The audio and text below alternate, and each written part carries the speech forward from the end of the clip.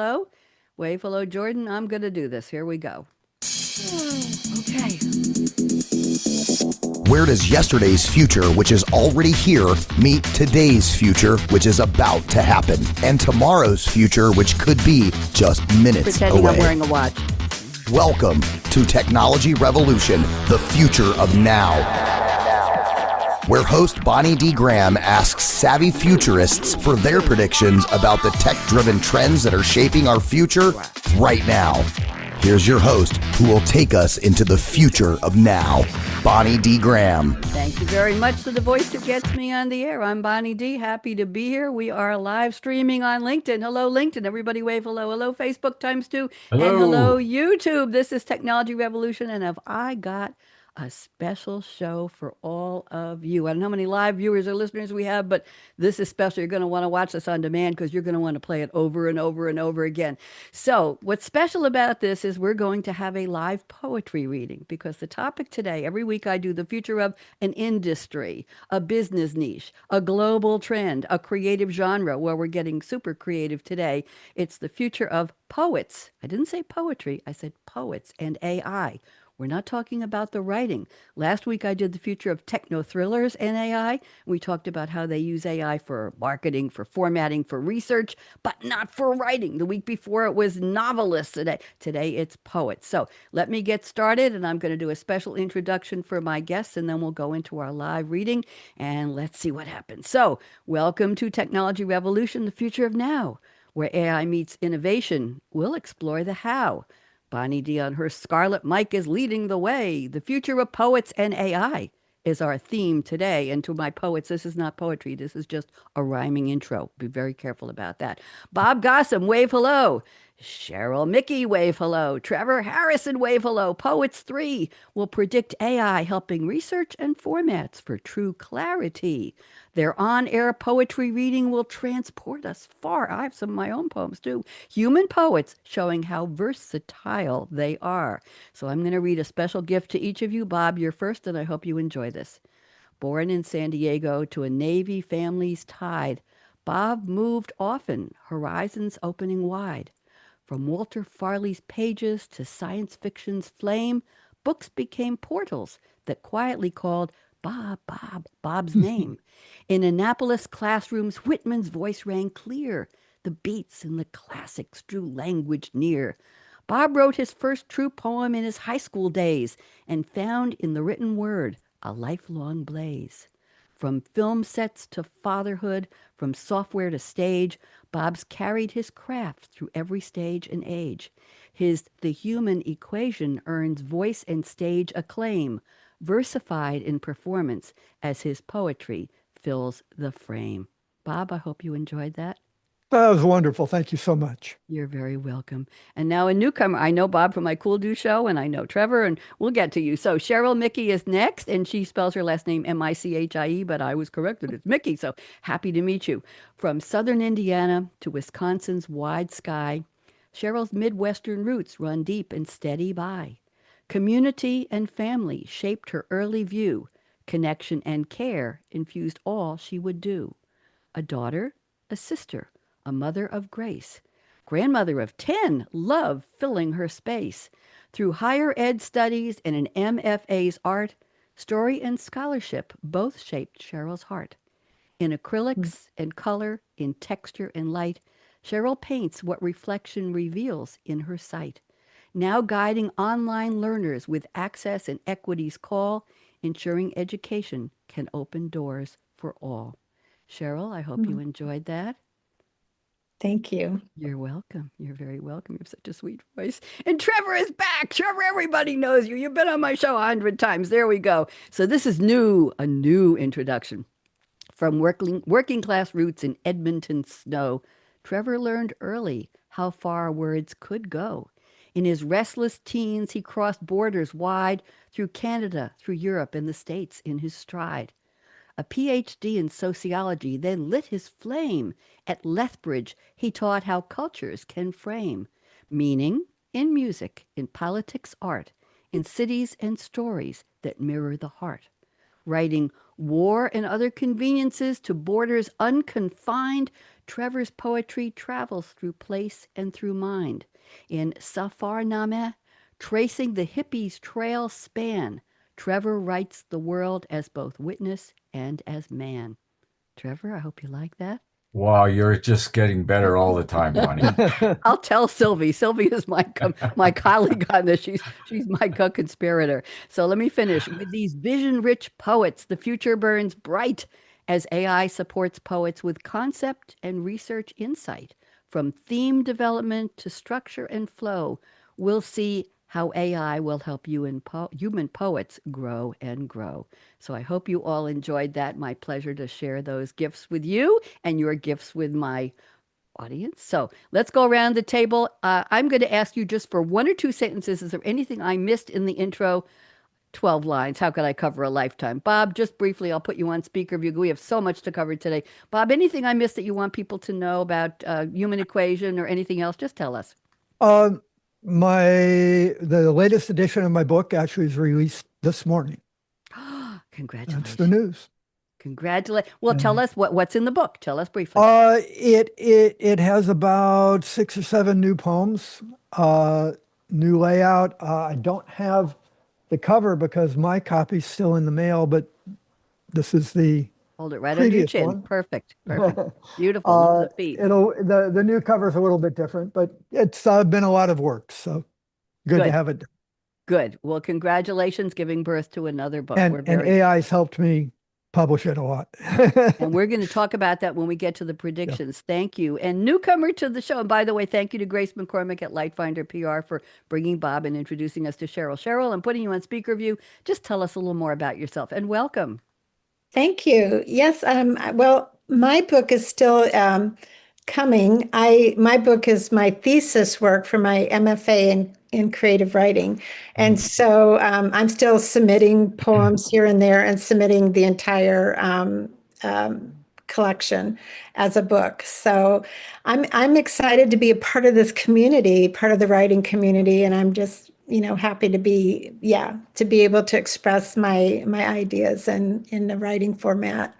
Thank you. Thank you very much. And themes in your poetry, just give us a quick overview. Yeah, definitely themes of nature, themes of living and dying, motherhood, grief, resurrection, rejuvenation, all of those. I like those R words. Thank you very much. Trevor Harrison is back. Trevor, I hope I didn't mispronounce any of the titles you sent me. We're in your bio. No, very good. Give us a quick update. Go ahead. Yeah, so yes, I brought out these two latest books of poetry in December, just before Christmas. And over the next little while, I'm going to be doing a lot of different podcast shows and some live, readings of the poetry. And so that's exciting. And as you mentioned, I have a book coming out. I call it my long-suffering book because it seems every few months I think it's coming out and then it isn't. So anyway, it should be out in March. So it's all an exciting period of time for me anyway. I'm glad you're in an exciting period of time, and I heard a little Canadian in that out. Did I hear a Oh, little? for sure. I just picked that up, just a tiny drop. Thank you all.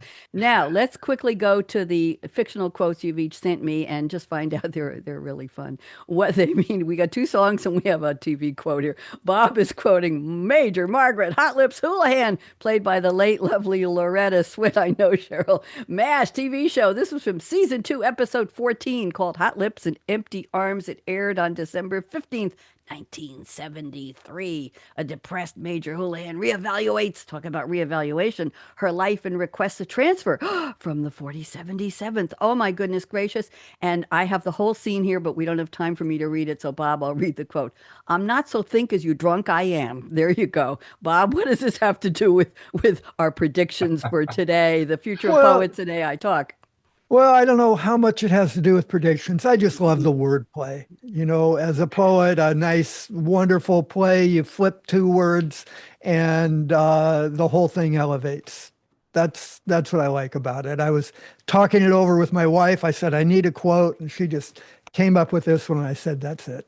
I think it's adorable. I do. And I'm going to extend it on your behalf to say the euphoria of writing something well and loving what you write. Yeah. You can be drunk on words, right? Did I get Yes, that? absolutely. Thank you very much. Okay, Cheryl, this is very participatory here, very collaborative. Okay, we're going to Cheryl, who has picked a song quote from a wonderful, speaking of Canada, Canadian singer-songwriter Joni Mitchell, who is still very much appearing on a lot of the award shows. She isn't well the way she used to be, but she's still singing and she's still there.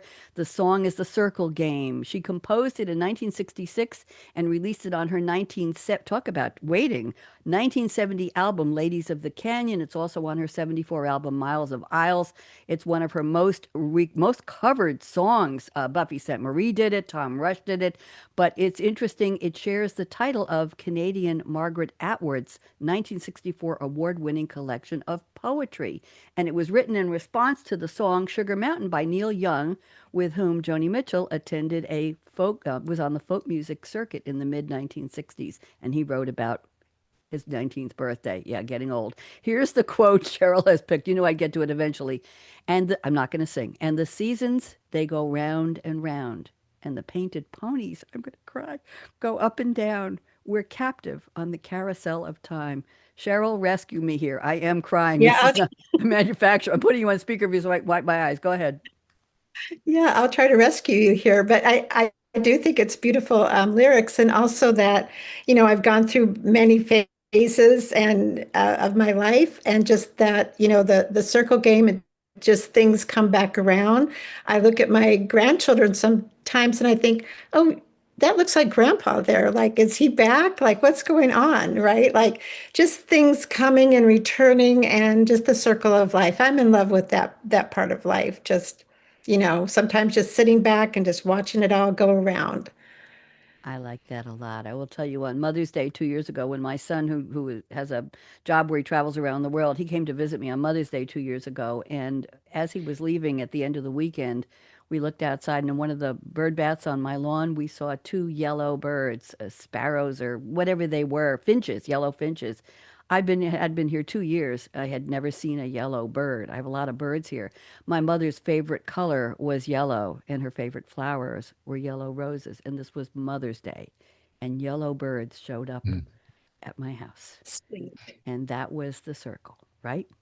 No, boy, I'm Yep. going to end up crying a lot here. And I have a poem about my mother to read too. Let's go. Harrison, Trevor Harrison. I've got a wonderful quote. You like this a lot. You sent it to me before and I like it. It's from Take It to the Limit by the Eagles. They just go by Eagles, not the Eagles. 1975 song issued as their third and last single from the fourth album. I don't know why that's important, but it was in my notes. One of these nights, November 15th, 1975. It reached number 4 on the U.S. Billboard Hot 100. It was their greatest success at that point in the UK. Written by Eagles members Randy Meisner, Don Henley, Glenn Frey. Wow, what glitterati they are. The song began as a solo, this is interesting, by Meisner, who sang the lead. It was unfinished when the time came for One of These Nights, the album, to be recorded. So Don Henley and Glenn Frey helped him complete it. Meisner's performance was popular at concerts, but he was reluctant to perform, and it led to his leaving the band. What an interesting story. So here's the quote. So put me on a highway, show me a sign, take it to the limit one more time. Trevor, what does this have to do with our topic? Talk to me. Well, as you know, I've traveled a fair amount. So I was when I was younger, really liked the lyrics because of the traveling part. But the part about pushing to the limits, I think, says something about trying to find, creativity requires that you push the limits, and that you try to do something a little bit different. And I think this song really speaks to the creativity that people in the arts always are searching for. Thank you. We certainly are, aren't we? There we go. Thank you all for the quotes. Love them. Let's go to predictions. We're really zipping through the format here so we can get to the poems because we have so much wonderful reading to do. Bob, I'm picking two of your predictions here, and we'll have you unpack them briefly, and then I'll quickly ask Cheryl and Trevor if they have any reactions. I think they will. So, number one, Bob says AI will be used in poetry as a brainstorming and editing tool. Here's the important part. While poets retain control over voice and final edit. I love that one. That's why we're here, Bob. That's what we want to talk about. But the second one, it goes even further. You say AI will help poets navigate poetry journals and submissions more efficiently, reducing the guesswork. Oh, Trevor likes this one. Reducing the guesswork without softening editorial standards. And I've tried to enter some of those journals, and they'll say, we've got a 4.5 day, 3 hour window in the month of April for 2 days, and make it or you can. And then we'll take 6 months to get back to you, and maybe we will or won't accept you. And I said, not, that's not for me. So, Bob, I'm putting you back on full screen. Tell us a Okay. little bit about the human control, and I'm interested in getting into those journals. Tell us a little more how AI can help. Go. Well, uh, as as writers, as poets, we live pretty solitary lives. If we're lucky, we might have a writers group, but maybe it meets in 3 weeks, and we're working on a poem today. And I've discovered having an AI available as a brainstorming editorial help is very valuable. I remember back in my 30s, I wrote a poem and one word was wrong. I waited 5 years to fix it. Now I can work with AI and work with suggestions and work lines through. It's kind of like I have a nice writing buddy next to me that can help me focus. Focus, interesting. And what about getting through to those journals? How does it help? Well, I mean, I don't know how many poetry journals there are in the US. I mean, 5,000. They all have different focuses. They all have different uh, things they like. When you go to submit, you don't know who to send this to, who's appropriate. And I think that AI can help us get through a lot of that clutter and get our work to people who will care about it. Thank you very much. Interesting. Cheryl or Bob, you want to comment on either one or both of what Bob said? Cheryl or Trevor? Trevor? Yeah, I'd Cheryl, like go. to. Yeah, please. I've definitely used it to look up when I'm submitting work, to look up the editor, a little information about the editor, or like Bob was mentioning about the publication itself, what they tend to, publish. So I think it's really good to use as a tool that way. Research. Trevor, any thoughts on that? Yeah, I think Bob raised an interesting point here. Certainly, there are an awful lot of poetry journals, and they quite often have different focuses. So anything that will help you do it, because in the past you could kind of manually go through trying to find the right journal, but anything that would speed up. Thing is, of course, quite often when you're writing something like that, there's a little bit of a shelf life to some. Some poems last forever, but some there's a shelf life. So you want to get out as quickly as possible. So I think Bob's on to something really key there in terms of AI. Thank you. Bob, any thoughts back to them before I move on? No, I think they covered it We pretty covered well. it. Good. Cheryl, this is a little bit on the same side, but I like this a lot. You say use of AI when submitting for publication.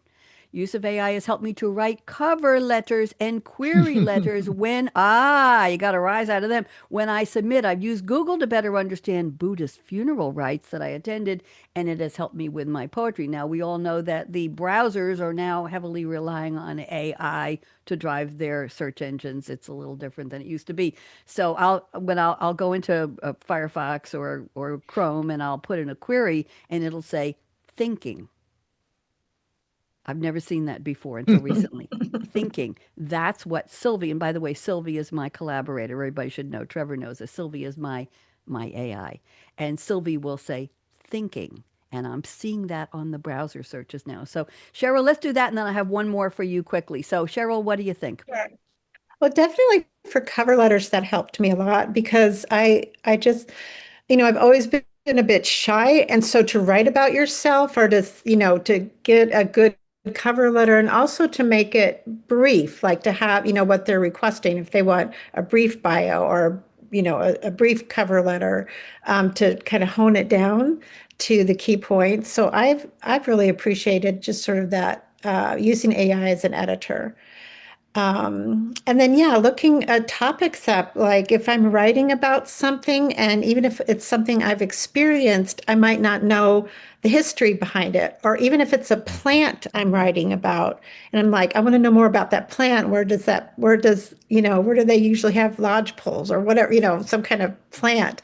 So I think even when I'm reading poetry or writing poetry, and I just want to do a little research, then I'm just right on, I grew up with the encyclopedia. So for me, AI is this, like, I'm excited about this encyclopedia in my pocket, right? And so I World will Book. just My parents bought love it. World Book for us. The World Book, Yes. yes, it was okay. We all know what that is, or some of us do anyway. Let's go around. I have one more from you, but Trevor or Bob, any thoughts about writing cover letters using AI for editing, for Oh, research? What do you think? yeah, we can sometimes whip a poem out in minutes. I mean, maybe after years of thinking about it, but then we'll spend 3 days on a cover letter because, yeah, so you could get you go down a rabbit hole trying to figure out what to say to people in a case like that, and any assistance is good. Trevor, thoughts? Yeah, and I guess the only caution I would use is that AI is great at formatted things, so something that is replicated again and again and again. So in even in cover letters, your distinct personality has to come through there. So it has to be a merger of what is kind of pro forma with, you need to be put yourself out there. So yeah. Good thought. I have to tell the three of you, some of you may know this, I used to ask for a bio or a CV from my guests. Now I ask for an origin story. And in the days when I just asked for a bio, I got cookie cutter bios that were clearly written by AI. Everybody was extraordinary. Everybody was doing something phenomenal. The word outstanding was in it. The word superlative was in it. I could tell the sentences that came, and they all sounded alike. Everyone was equally extraordinary in the same exact way. And the letters, you just swap the name in. So I said, no, we want origin stories. And you all know I use a little Mad Libs. Tell us, where were you raised and what were the roles of your family and what was your early school experience? Favorite sports, favorite hobbies? Did you have a job? What was your influence? What were your influences? Where'd you go to school? Where have you traveled? And I'm breaking them out of that AI mode because I want real people to respond. So your point is well taken. Cheryl has another one that's very interesting. Cheryl says you can use AI, or AI can be used to help weave collaborative poems. After people contribute lines, fragments, or stanzas, so beautifully put, Cheryl, AI can arrange them in an intentional order, braid contrasting voices together, repeat key phrases to create rhythm, and preserve each contributor's tone while creating cohesion. That's a big wow. I'm not going to read your example, but Cheryl, where did you come up with this? And have you done a collaborative poem? Briefly, what do you think? Yeah, actually, I did some teaching poetry to children. And one of Kenneth Cook's techniques was I used to be blank, but now I am blank. So, young children could easily fill in these blanks, but they got very creative. So, you get just then you get a collaborative poem and you put everybody's together. Well, to go a little further, and adults can do this too, everybody submits a line and you might have, a prompt topic, but then to put those all into AI and let it, maybe group themes together and just create a poem from that. So that's just a thought, just another way to use it where you can still keep the originator's voice of the collaborator's voice, but then, rearrange the poem itself. Very, very interesting. Bob or Trevor, have you ever thought of collaborative poetry or writing? No, I've never thought of it, but now I want to do it. Cheryl, that was really good. Trevor, thoughts? I've never thought of it before either. It's a really interesting idea. It does remind me a little bit of games played in the past where people would sit around in a circle and someone tells the first line of a story and the next person has to continue it on. It's a very creative act when you do it. This just kind of enhances that kind of Hmm. idea, I think.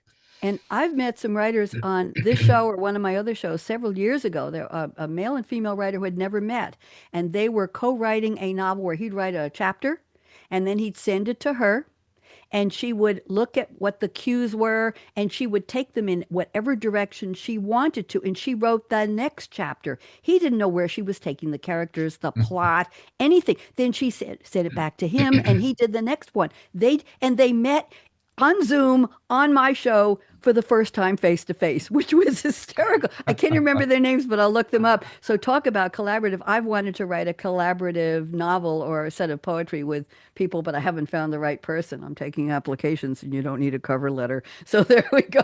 Cheryl, thank you. I'm going to go to Trevor's predictions and then we're going to do our reading. So, Trevor, I'm going to combine a couple of these. You say AI will force poets to be more creative, to abandon stereotypical phrases and images. It will force them to more critically examine their own writing. Trevor, just tell us a little more, please. Well, we're all, prone to fall into cliches. And so I think, good writing requires that you actually be critical of your own writing. So there's a bit of a double-edged sword here that AI could just give you back a whole bunch of stuff that is very normative and the usual stuff, but used well and critically, it could open up new avenues of thinking and create new creative metaphors or similes or just phrases that you want to use. So I think that's one of its potential good points.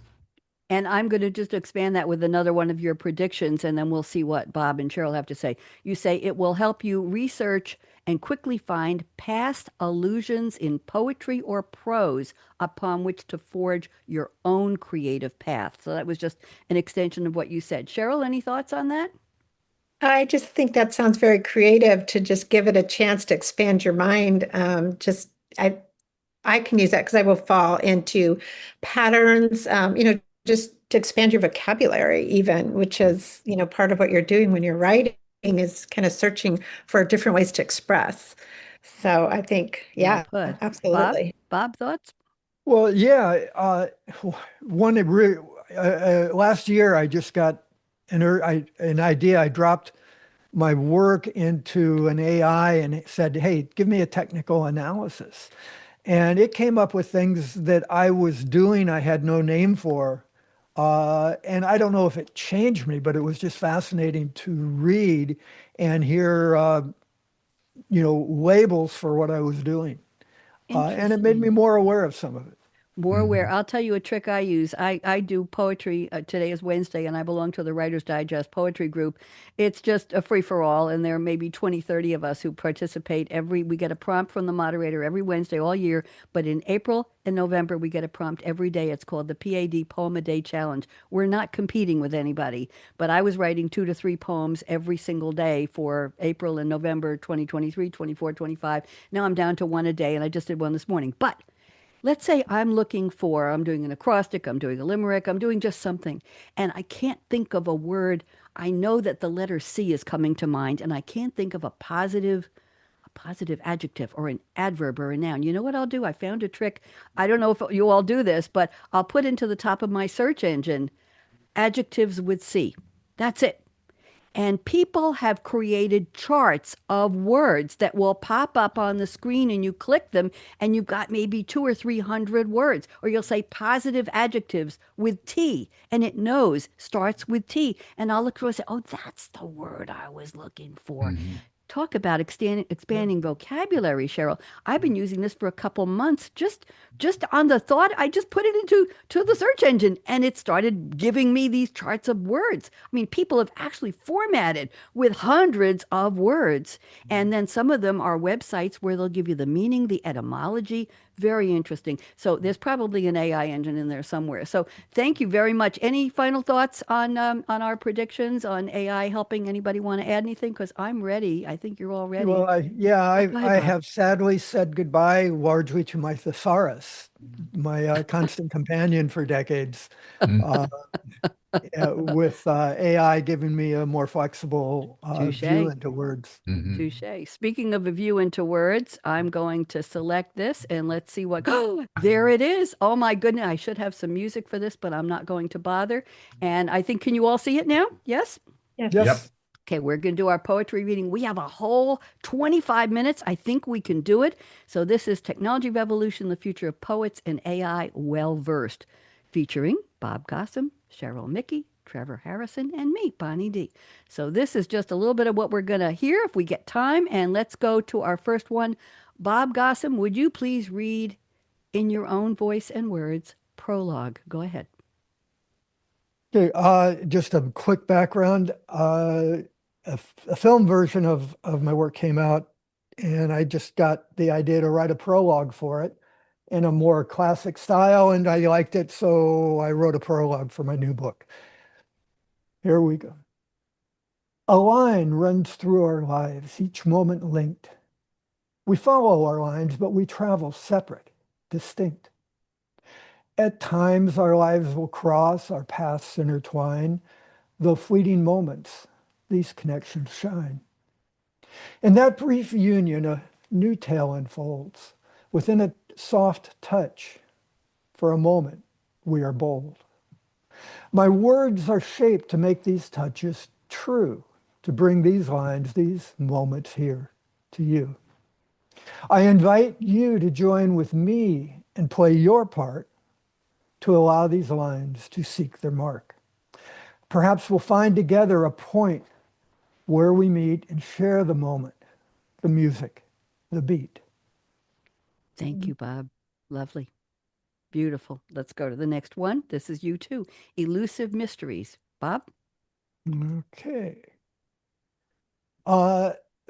Another quick note. So Prologue was one of my most recent poems. Wrote it in 2025. I wrote this maybe 56, not 60, in my 20s. Okay. Elusive Mysteries. I thought today of pomegranates lying on the ground, tranquil, immutable, or pouring down. The grenadine tracks its way to the bottom just to rise. It can be made from many things, they say. I admit the pomegranate's mine, but I'll take my grenadine anyway, so long as I get the rise. Pomegranates have an acidic fruit pulp and cast the devil to despair, throwing his lady away from him to dance in the open air. You see, she ate one once during a timely state of affairs. The pomegranate makes grenadine and lets you dance in the open air. Come float with me in my tequila today as the grenadine helps rise. An infamous drink if ever they say, come share my tequila sunrise. Grenadine is heavier, so it falls to the bottom of orange juice, tequila, and ice. But stir, sip, pleasure, and sway to know the rising and dancing and drinking today. Elusive in the title is not the intent, but pomegranates have a nature which helps man invent. The Greeks had a world to make things clear, and as their many mysteries unfold, the elusive Eleusinian rites have never been known, always sought for, never told. It's a town 13 miles away from Athens, of the great classical sway. The pomegranate's their symbol, don't ask why, but it reappears in the mysterious tequila sunrise. It frees the devil's lady, it falls in the glass. We sing, we rise, we dance. Oh, Bob. I'm not going to put an applause track on, but I want to. I just want to keep this going. Just beautiful. Any comments, Trevor or Cheryl? I absolutely love that poem. I could just see myself or other people just dancing around and yeah, wonderful poem. I could drink to that, except I don't drink tequila sunrise. Cheryl, any thoughts on that one? Oh, yes. I love just the reference with the pomegranates and the Greek and the taking the devil, casting the devil to its despair. It's just a beautiful poem. There's Thank you, a Bob. lot We have there. more from you Thank you coming very up. much. Thank you. That was just lovely. And the reading, that's the human part. That's the part I love. Let's go to Cheryl. Owls Hoot to Please Her by Cheryl Michie. Cheryl, you're up. Go. Okay. Owls Who to Please Her. My friend walks barefoot all the time, her feet calloused, her little toes stubby. I mean, she wears a size 6 shoe and has ever since I've known her. She could run like the wind, probably pushing off with those toes. We used to share clothes, but not shoes. Oh, they are so ugly, she says, looking down at her feet one sunny afternoon as we sit on the couch with our coffee and the dogs. My heels are cracked, those little toes, she sighs, spreading them wide. The grass laughs, tickled that she's walking on it. The trees bow down, sending leaves her way. She's connected to the worms and the bees. She traps mice and takes them to far off fields, letting them go alive. I would say she wouldn't hurt a fly, but she would and swat them quick. When my daughter's hamster got loose in the house, I heard it in the walls and I called for her help. She can trap anything with peanut butter. And then gently let it go, talking to it as if she were their mother. Birds love her. Hummingbirds and butterflies feel free around her. Orioles land in her tree outside her living room window. She puts out jam to keep them coming back. The wind outside listens for her to go to bed, sending soft breezes for her to dream on as she sleeps. Owls hoot to please her. Coyotes' babies cry out for her to come and play. Beautiful, Cheryl. Thank you. We've got another one from you. Leaving and returning. Cheryl? Leaving and returning. Winter barely gone, the path I follow feels like hope. The air is fresh, a spring in my step. I'll come back tomorrow. Cover of wilted dried leaves on the ground, spriggy sumac still bearing a fuzzy cone of berries, although grayish and brown. A spring in my step. I'll come back tomorrow. Tall, rough bark surrounds me like sentinels, somewhat friendly, full of possibilities. Winter barely gone, the path I follow. Passing a field with several small patches of snow, melting into the earth I go. Winter barely gone, the path I follow. Back in the woods, looking down, patches of lamb's ear, a fallen log with a bright green leaf, a spring in my step. I'll come back tomorrow.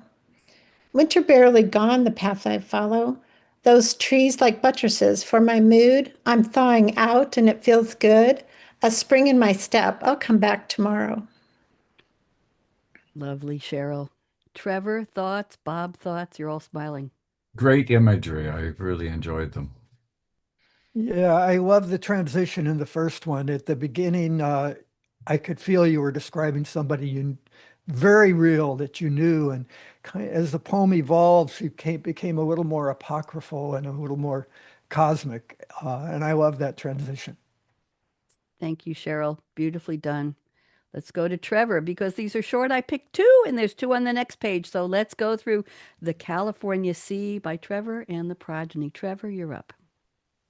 Sure, this first one is from a trip when I was 19. We hitchhiked, a friend of mine, myself, to San Diego. So walking along the beach just one evening, the tinfoil sea rolled up, consumed its tail, leaving jeweled foam upon the sand, where I walked, watched by the ascending moon.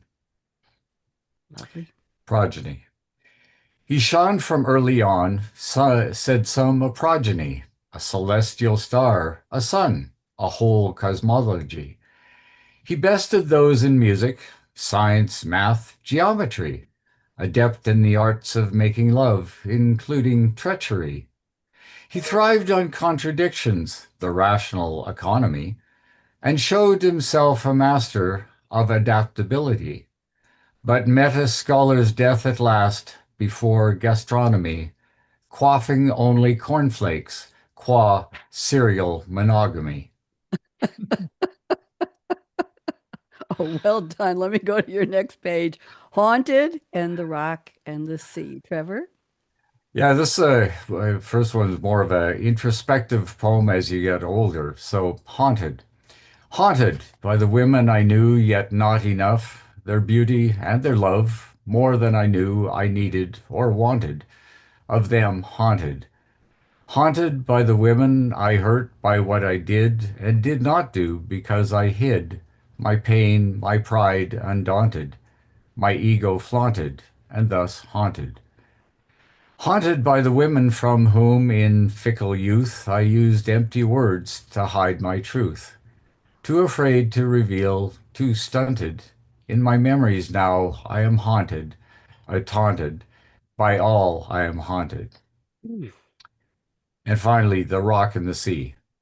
She was the rock, he the sea.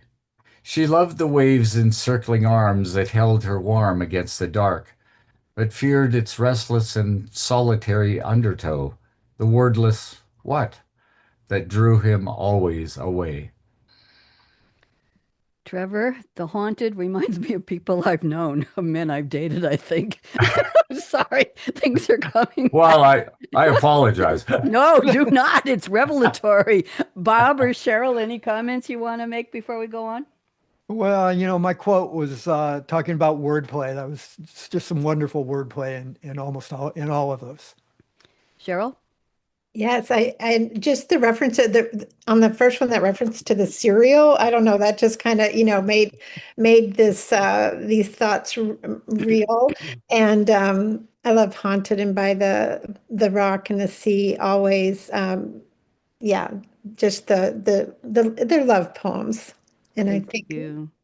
they're Thank you, beautiful. Trevor. I'm going to go to one of mine, and this is on the funny side.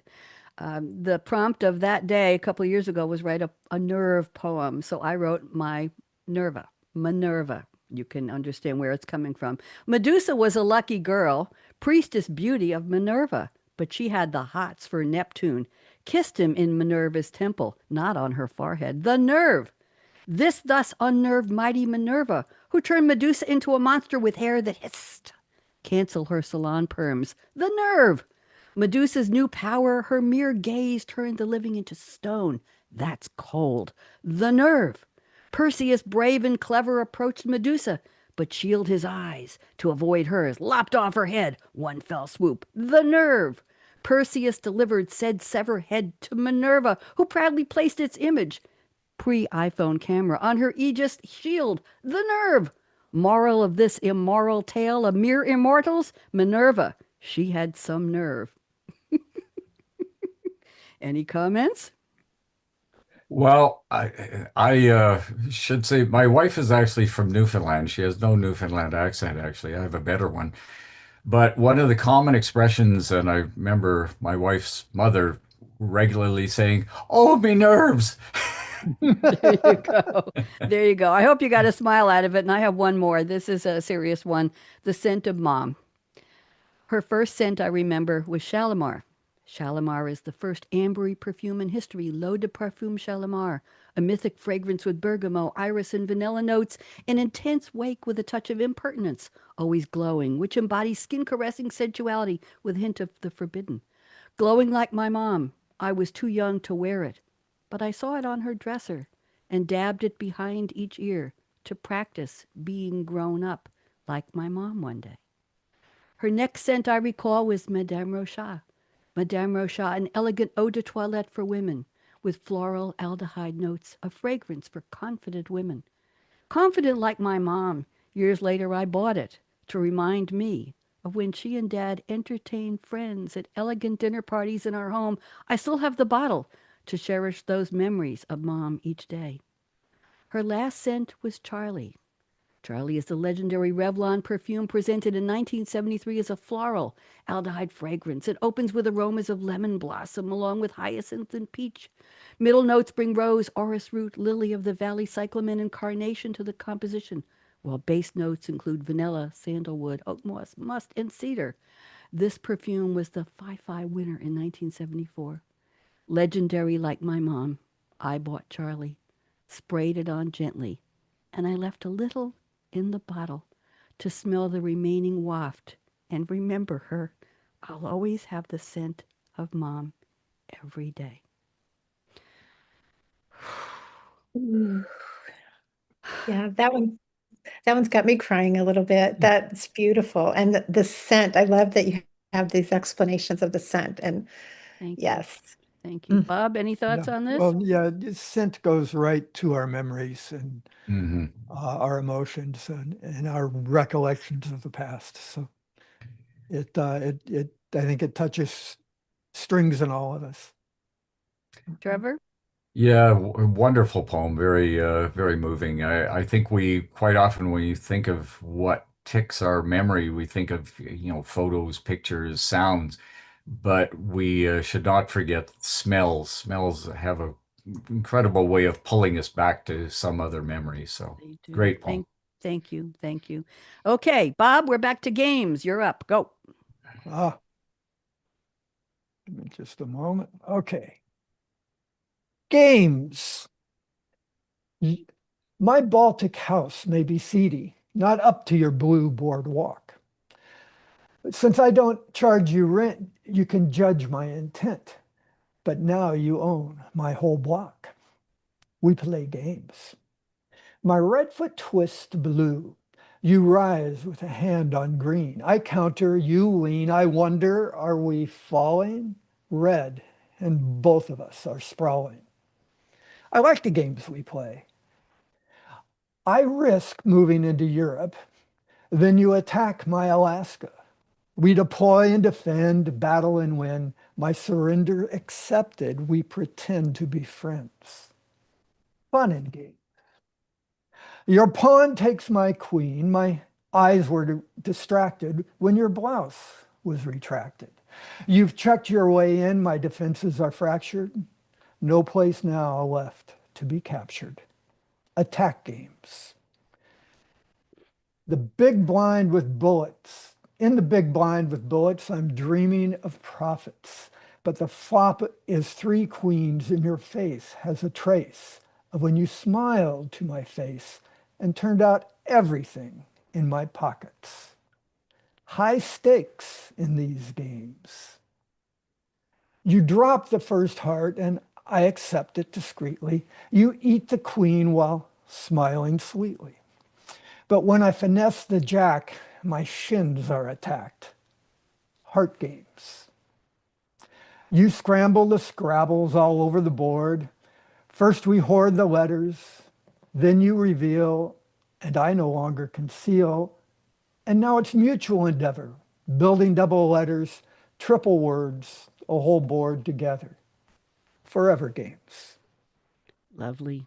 I want to move on before we take comments because we have a lot to go on with. So forgive me, we're going to go on. Cheryl, the person in front of me lays down her bolt of material to be cut. I remember the fabric store days. Go ahead, Cheryl. And says I'll have 5 1/4 yard. It's 2 o'clock in the afternoon in the fabric store. I'm in a liminal space. Yeah, I know that quarter yard is room for mistakes. I'm in between jobs, nearly retired, lucky to be alive. Barely. The kid's grown, hardly. Enough to call easy. The season's turning. It's not a wonder I feel sleepy. Last night, the moon cast a spell on me as she moved into Gemini. It's just a common day, nothing special. It will turn to night soon, and another day, and soon another night. The moon was just full last night, now waning gibbous. Will look full again tonight, with a bit shaven off the edge. I am waning gibbous, with a bit shaven off the edge. On the edge of a bit, shaven off the edge. Looking at the back of the pattern, I'll need 100 yards. I say, laying down my bolt of material with a thud.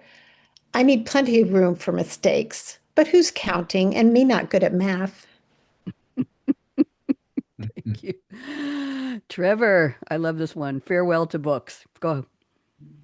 Yeah, it came about as a result of course, being a retired prof now, so cleaning out my office. So Mhm. to keep or not to keep, that is the question. Whether 'tis nobler to trundle these dog-eared tomes homeward, or to take up arms of books to abandon on yon hallway table, there to die a slow death, or saving thus a caretaker's labor, lug them now to the bin, or perchance send to Big John's books, or, surely you jest, gift them to the library, that consecrated seat of study carols and coffee cups. When I left New York, I gave hundreds of books from the authors who used to give me hard copies, gave them to a friend, and he who plays tennis at the public courts in Queens put them in the trunk of his car and went to the tennis courts and said, free books. Hundreds of books were gone within 10 minutes. It was lovely. Hmm. I didn't want to throw them out. Let me go to one of mine. This is when I moved here, the summer of. Charlie loved to plant every inch of ground before a fall crashed his plans, tarnishing his golden years like russet leaves. Autumn was arriving in Tennessee as I entered stage right to buy the deed to Charlie's house. Winter was arriving in Tennessee. Cold loving camellias fluttered with butterflies. It was time to weed, clear, and prune. A cruel December flash freeze, we jacked up the thermostat as Flora reached down for warm soil. Spring was arriving in Tennessee. Brittle, rigid sticks where plants had thrived. Neighbors said, "Wait, they may grow back." Alas, irises blossomed and clematis climbed. Dogwoods bloomed and azaleas tried. Hydrangeas sprouted like a phoenix rising. The solstice arrived in Tennessee, alive with magnolias, maples, hibiscus, lilies, hostas. This will be the summer of Charlie. Okay, let's go on. Bob, the palindrome girl, you're up. The palindrome girl. Remember when? You remember. 2 nights. Remember. Me loving you. Remember. Nights. To remember, you win. Remember. It is a palindrome indeed. Cheryl, duckweed. We have just a few more minutes. I think we can squeeze them in. Go, Cheryl. Duckweed. I watched my friend pull duckweed out of the lagoon where we used to ice skate in Tenney Park, standing on a hot summer day at the end of Lover's Lane, your hair tied back and to the side. Nothing sexy about scooping up duckweed, putting it into a plastic bag, but you are. Not to take away from the scene, but I didn't help one little bit. Just watch for the cops in case we got into trouble. This is my neck of the woods. I grew up in that house over there, stole into this park at night. It was hard work, too. I had to creep real quiet like to open the front door, cross the porch, open the screen door, down the steps, inch by inch. My father could hear a potato chip crunch a mile away. If I was to be successful, I took it slow. This lagoon, the Yahara River, Lake Mendota, duckweed so tiny as you stood out on the rock to reach for more. Scoop, scoop, scoop to feed the tiny koi in your backyard pond that you dug with your grandson. And now you're obsessed with rocks, fish, duckweed, and lights at the bottom of the pond, which we will stare into and watch as the fish eat for the rest of the night. Thank you, lovely. Trevor, Naxos, go. Yeah, Naxos is the largest Cycladic island in the chain of those islands in Greece. So, 6 short little poems here. This room. Our room is small, but our lives are large. The seaside cafeteria, our salon. The taverna, our dining space. The narrow streets, our many rooms. The Aegean waters, our playground. The lapis sky, our ceiling. The sun, a door opening. The moon, a closing window upon our sleep. Coffee time. Beneath my feet, soft pools of rain snake the cafe floor, while Paul Simon sings and angry gods lob gutter balls across the late spring sky. The waiter. The Spartan waiter speaks uneasy, wary of the boisterous sea ringing this island far from the swaddling cypress trees of home. The cat. The calico cat crouches, cream-like, crawling, stalking to jump its jungle prey. Sparrows. Eventide, a spray of sparrows darts the narrowing autumn sky, in treetops gossiping, darkly heralding, nighttime's fall and winter nigh. And finally, the cemetery. A whitewashed wall separates the stones of sacred graves from street cafes. A bent and broken door begs enter. This walkway leading between marble sepulchral slabs, now shattered, discarded flowers, photos, fading names, and empty oil lamps litter. These ancestral tombs soon to be banished from the ancient square to the outskirts of village memory, vanished to build a parking lot. Thank you. Reminds me of Joni Mitchell's song. And I'm going to Can I go to the next one? Let's see. I'm not, no. Oh, mine. I have two acrostics to share, and then we're going to go. Jordan will be done in a second here. So here's my acrostic for night shift. You can read down the left side. This is dedicated to all of you. Bob, I want you to see this. Never quite really at rest. It's the life of a creative, going, gripping, gyrating, growling, groaning, growing, highs and lows flowing on a mental Mobius strip. The days are the nights are the days again, shifting off and on into an out of gear, hoping for unique brilliance even once. It's a calling, command, curse, roller coaster, finding eureka, euphoria amid frustration, fears. Thus is the life of the creative. I dedicate that to all of you. And then I'm going to read my blank like blank. This was just for fun. And we're going to go out and you're going to stick around and talk to me after. Blank like blank. Believe in love always. Never kiss a leprechaun in a kayak. Every boat's like a nervous kangaroo.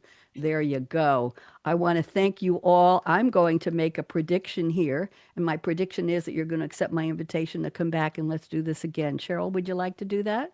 I'd love to. Thank you. Bob, what about you? Absolutely. Trevor, what do you think?